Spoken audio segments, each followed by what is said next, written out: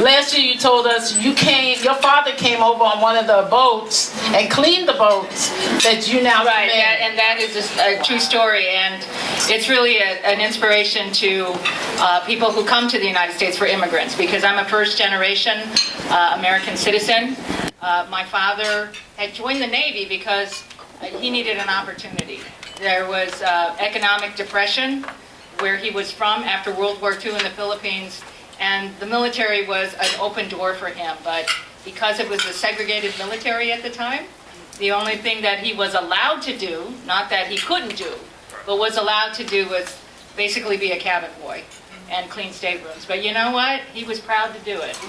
And, I stood there and I was just marveling that who would have thought that his daughter would not only be a captain in the United States Navy, but then riding Air Force One. I went to the bathroom and I was just like,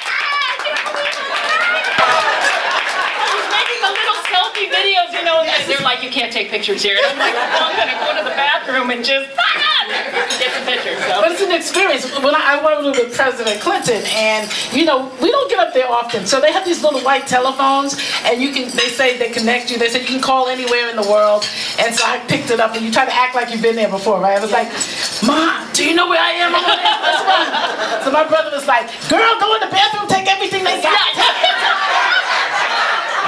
So I was stuffing stuff in. I was like, yeah, I'm taking the comb, the toothpaste, everything.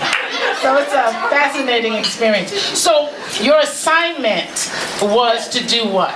Well, my assignment is to be the chaplain for Washington, D.C. And so basically, since President Bush was a Navy veteran, then the corresponding service branch chaplain would be the assigned person. So if President Carter will pass, then I'm on the watch for that. So I am still sleeping with my cell phone under the pillow for that. Wow.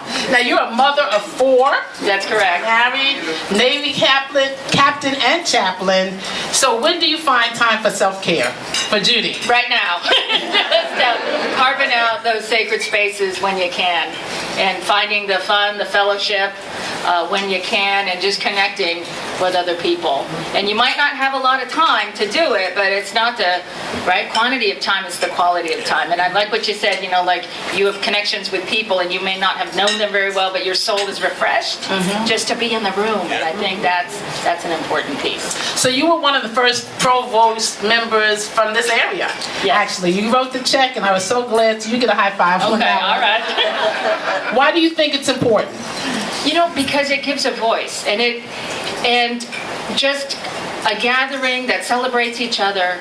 But you don't have to try to be somebody else, or you may feel like, wow, I'm just kind of that circle in this square hole. You know what I mean? That I can fit and be who I am, and be celebrated and accepted, and be with other people, and not have to try and be something else to succeed. So the other part wasn't just the Sheryl Sandberg reaction, but it was also the world that I was in, which was religious freedom. Right. It was very conservative, very white male, and the choices were, are you pro-choice or pro-life? And my thing is, these are men giving us choices of what we should do with our bodies. So I'm saying we're pro-voice, that a woman has a voice in every area of our life. So we are pro-voice, pro-boss for the Latino population, but we should have a voice in every area of our life. What's the area of your life that you think you want to shout out, that you want to make sure people know about you? Well, that's a very good question, and I think it's just don't underestimate. And I get that a lot because I am, by a chosen profession, in a very male-dominated profession. And in the clergy, within the military, there's only 5% of women, and minorities even less. And so it's interesting that I get underestimated all the time. They see me, they're just not quite sure what it's all about. But I would just say, just don't underestimate anybody that you come encounter with, whether you're meeting individually with somebody. Look beyond what they look at. Look into the heart and soul and see, and treat people with dignity and respect, because they are made in the image of God. So if anything, it's just, look beyond. Yeah, I mean, David, the scripture says that, that you man or woman looks at the outside, but God looks at the heart. And so we thank you for having a heart. When do you know that you experience the most sexism in your role? Well, I'll just give you a funny story. As you watched on TV, if you did watch, the ceremonies are extremely rehearsed. And the ceremonial units, that's all they do, is they just practice ceremonies. And they're very precision. I mean, they're quite the specimen, but they're just very precise. And I remember, and that's not something I normally do. I just get called up to do it. And I had this, I felt like I had to have a conversation with the lead planner of the whole event, because you just can't have any surprises. And so I was trying to broach it. I said, I'm thinking about wearing a skirt. And, that just did not even compute in his brain. Why should you be different? The other women are wearing pants. Why can't you wear pants? I mean, this is a conversation we're having in the back of the Suburban as we're riding back in the hotel the night before the first ceremony, and I was just adamant. I said, look, I'm not part of that military procession, if you will. I'm representing a chaplain. And I'm a lady. And so I will wear a skirt because it's authorized. And it took some convincing, but again, it's that they just don't see that. But it was a little thing, it was a deliberate thing, but I wanted to send a message, and it was funny. So on the Capitol steps, 30-degree weather, I'm in a skirt and heels, but I would do it all over again. Because I tell you, the reaction from many women in the military was unbelievable. I mean, I've had thousands of Facebook, hits and posts, thank you for representing women, but it's just the little things that you just have to chip away at people's implicit bias that, maybe they didn't think about that. Why couldn't I just look like everybody else? Well, I'm not everybody else. Exactly. And just finding kind of those moments. I had that same fight with the police department. I was tapping it, just flashback, because they were like, you gonna wear a skirt? I was like, yes. So yeah, I remember that. So there was a time also that when you first entered and you were on a ship, you ended up having to bake cookies to win somebody's favor. Is it anything that it takes? Whatever it takes, is that what you have to do? I think so, and it's not, so I try to work on my own implicit bias, and when I see people's actions, I try to see what's behind that. So I'll just give you a funny story. So it's one of the first ceremonies, we're arriving, I'm riding Air Force One, which was blowing my mind out, and we're there's the casket, there's the first family, I see Bush 43. And he gives me the look, because we're pretty close up, I'm next to the hearse, and he's got that look like, who are you? Something looks odd, you don't look like everybody else. And I'm saluting, the music's playing, and he's winking at me. I thought, okay, last time I checked I was a Navy captain, but we'll see what's behind the winking, okay, because I read he kind of does that, he winked at the Queen, so, okay, I'll take that. And so, from different ceremonies, I'm standing at attention, but he could see me, I could see him and the family, and he winks. He's just winking. So this goes on. And so National Cathedral, the big ceremony, I'm standing at attention, and I get not one but two winks. And I thought, okay, I think he's trying to tell me that he notices me or something, but we'll just continue on smartly. So after the ceremony, we go up to the plane, and he's waiting, and he gives me a big hug. And he says, thank you. I mean, a big bear hug. I mean, not creepy or anything, but I just thought it was a really appreciative kind of hug, saying thank you to the military, thank you for being here, just very soft, gentle words. And so I said, well, I'm going to hug you now, and I'm going to tell you something. You did a great job at the cathedral. I said, that was a hard job for you to do, because that was your father? Yeah. But I said, you know what? I could have been turned off by the winky thing. Yeah. But if God is opening a door for someone to say, it's not about the wink. It's about, I notice you. Yeah. That you got to just walk in that sacred space and take the moment. That's right. And so I believe I was able to minister to him. And you know what he said to me? He said, I've done 6 speeches at the National Cathedral. He said, I thought September 14th was the hardest. He said, that was the hardest. Yeah. And to be able to have that kind of ministry of presence really wasn't me. I just felt that moment. And again, this continued until the final internment, which was very private.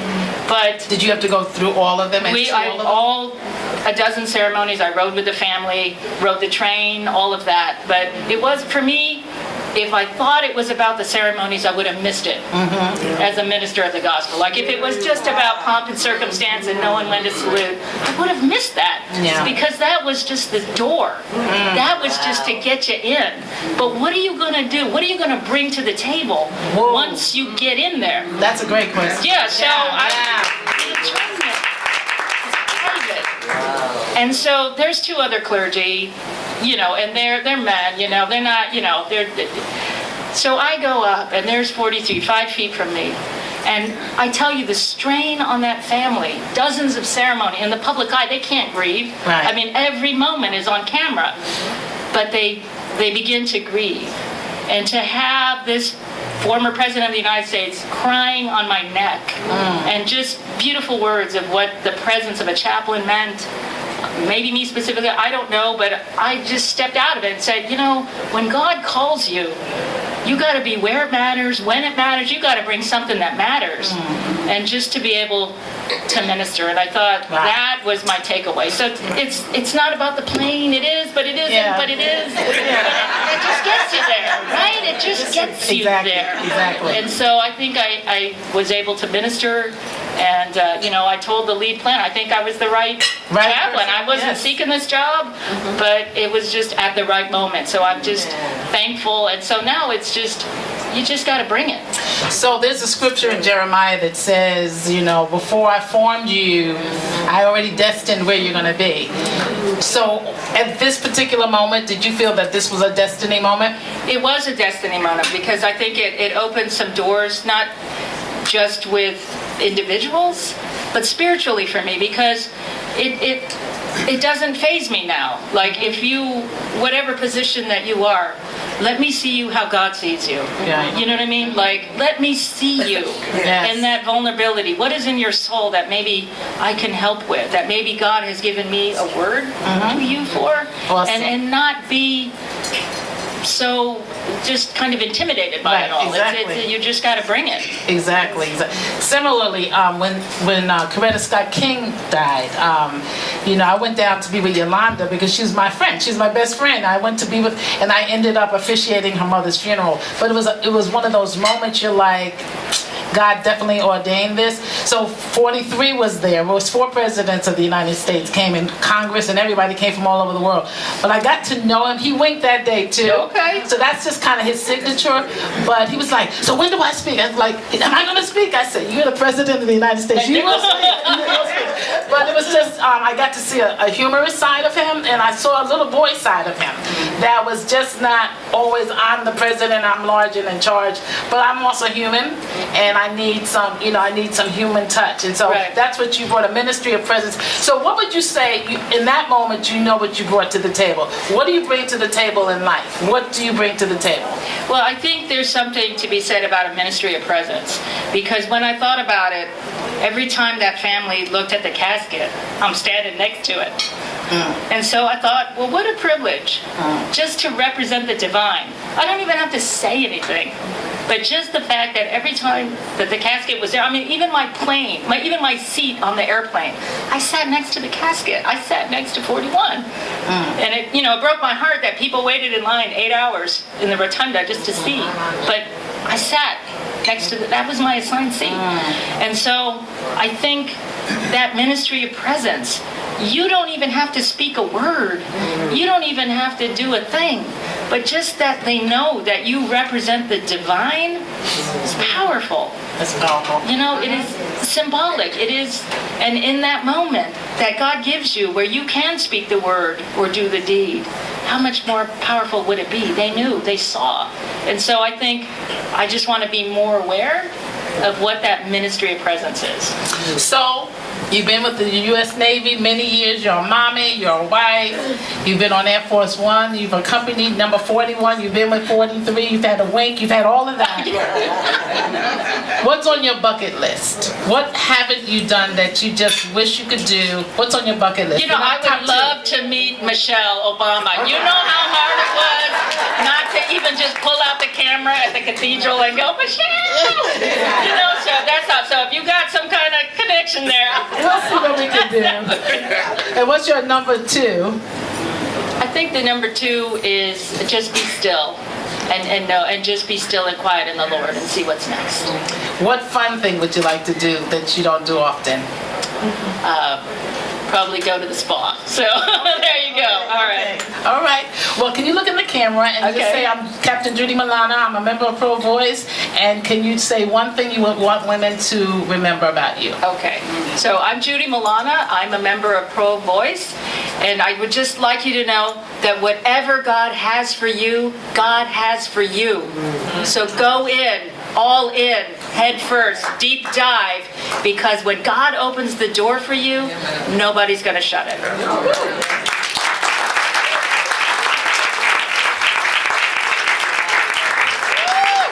I'm Ambassador Susan right. Cook. I'm a friend of Captain Judy Malana.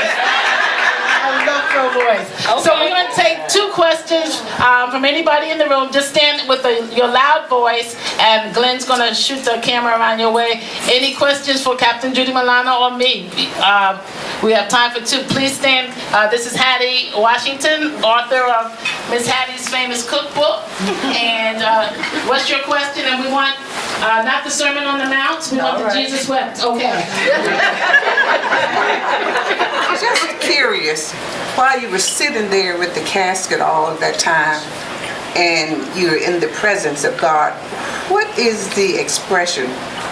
I'm trying to think of how you're looking at the family, you're looking at the casket. What is your expression and how are you using that time sitting there? I think it was a mix of emotions, no doubt, but just trying to not be overwhelmed, but being at the moment and kind of shutting everything out and trying just to be still in the moment. Because there was a lot of things going on, a lot of emotions, a lot of people, a lot of cameras, but then just kind of focusing in on why I was there and what the mission was all about. And it wasn't about you. It wasn't about me. I was Yeah. just a piece of the puzzle. Yeah. Great question. Thank you, Hattie. Anyone else have a question on pregunta? We can translate en español. ¿Tiene una pregunta para Captain Judy? Okay, question there. Please stand and tell us who you are. Hi, I'm Adrienne Dawson-Giles. I hear the proudness that you have for your father and what he accomplished and what he allowed you to accomplish in your life. What legacy would you like to leave for your children? Great question. Thank What you. legacy would you like to leave? And that's the legacy of service. I think it's not a matter of what you get, it's what you give. Yeah. And it's service above self. So thank you for that question, and I think that resonates with all of us, and I think that's what Pro Voice does. It lifts up leaders to serve others, right? At home, in communities, and internationally. Yes. So being a part of this kind of organization is very inspirational, so Oh, thank you. thank you. Ooh, that's the best commercial we've Okay. We have time for one last question. Well, won't you join me in saluting and honoring Captain Judy?